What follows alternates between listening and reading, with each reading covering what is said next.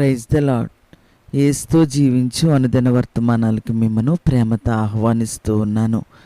ప్రియమైన మీ అందరికీ కూడా నా యొక్క ఉదయకాల శుభాలు తెలియచేస్తూ ఉన్నాను. ఎలా ఉన్నారు? బాగున్నారు కదూ?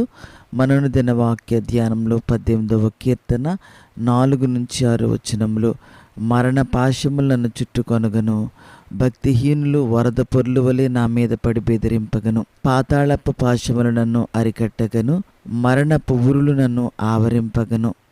నా శ్రమలో నేను యెహోవాకు మొర్రపెట్టి తిని, నా దేవునికి ప్రార్థన చేసి తిని, ఆయన తన ఆలయములో ఆలకించి నా ప్రార్థన అంగీకరించెను. నా మొర్ర ఆయన సన్నిధిని చేరి ఆయన చెవులు జొచ్చెను. దావీదు తాను మరణాన్ని తప్పించి కొనలేనని స్పష్టత కలగడం గురించి పలు చోట్ల కీర్తనల గ్రంథంలో మనకు కనిపిస్తుంది. 88:3 నా ప్రాణము పాతాళమునకు సమీపించి ఉన్నదని వ్రాయబడింది. మనం ధ్యానిస్తున్నటువంటి సందర్భంలో మరణపాశములు చుట్టుకున్నాయని, అతడు వాటి నుంచి తప్పించుకొనలేడని వర్ణన ఇక్కడ కనబడుతూ ఉంది. వరద పొర్లు అనేవి నీళ్లు ముంచివేస్తున్నాయని, మునిగిపోయే ప్రమాదం ఉందని చెప్పే వర్ణన.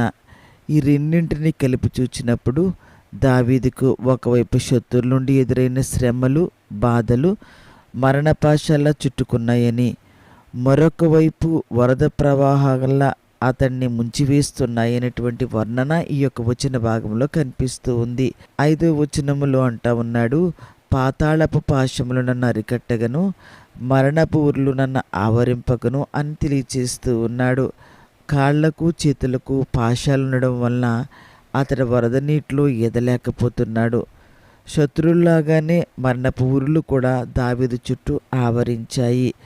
దావీదు ఇక్కడ ఎటువైపు కూడా తప్పించుకోలేని పరిస్థితిలో ఊగిసలాడుతూ ఉన్నాడు. అటువంటి పరిస్థితిలో అతను ఉన్నాడు.